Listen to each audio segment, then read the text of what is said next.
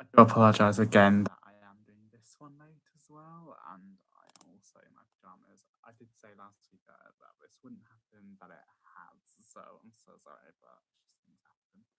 But today we are going to talk about when plans change and how to cope with them. Not particularly because today any plans are changed, but I just thought it links in to do with how I'm doing stuff so later than I usually do.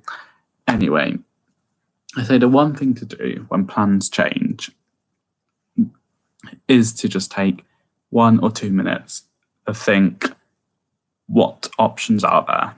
Just think of options, go over them, and then discuss. Find people who it affects and discuss what is the best option. And then when you decide, just to go through with it. But if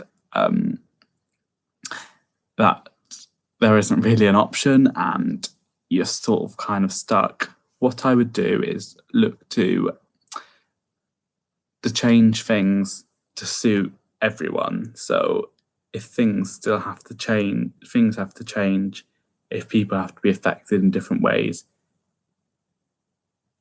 just make plans. I sounds like so incompetent and hesitant, don't I? But just make plans for each person, and do what is best for each person, even if everything's gone pear-shaped and things have got to change. What I'd say is when you had plans for a particular meeting time and all of a sudden you don't get to meet that person or you don't get to do something, what I'd say is if you've got plenty of free time, I'd say just to use that just to chill out, mainly because I know from experience I get really bad. I get really stressed when things have gone wrong, and get really stressed when things begin to change and things begin to not to go how you wanted it.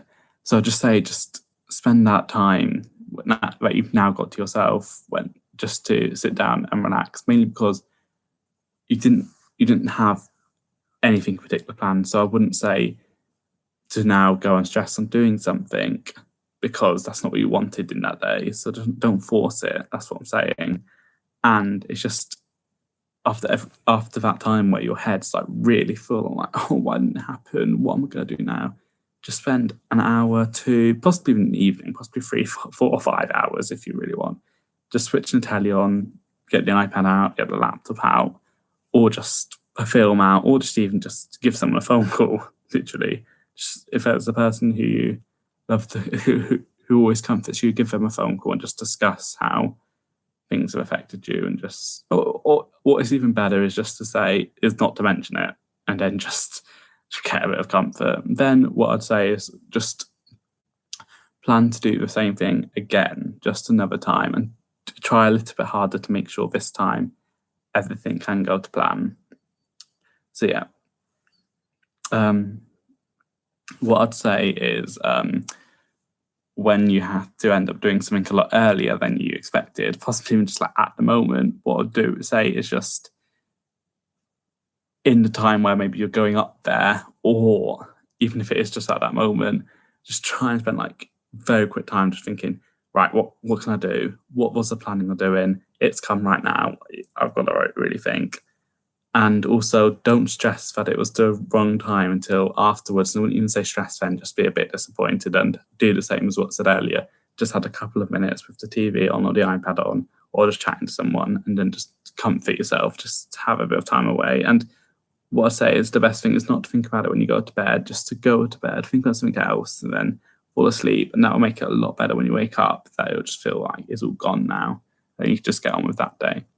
So yeah, thank you for tuning in this week. I will very, very much try my best. I'm already thinking if I've got any planned or anything. I very, very, very much try my best to do one earlier next week. But I'm making no promises, as clearly I can't. So thank you for tuning in this week, and tune in next week.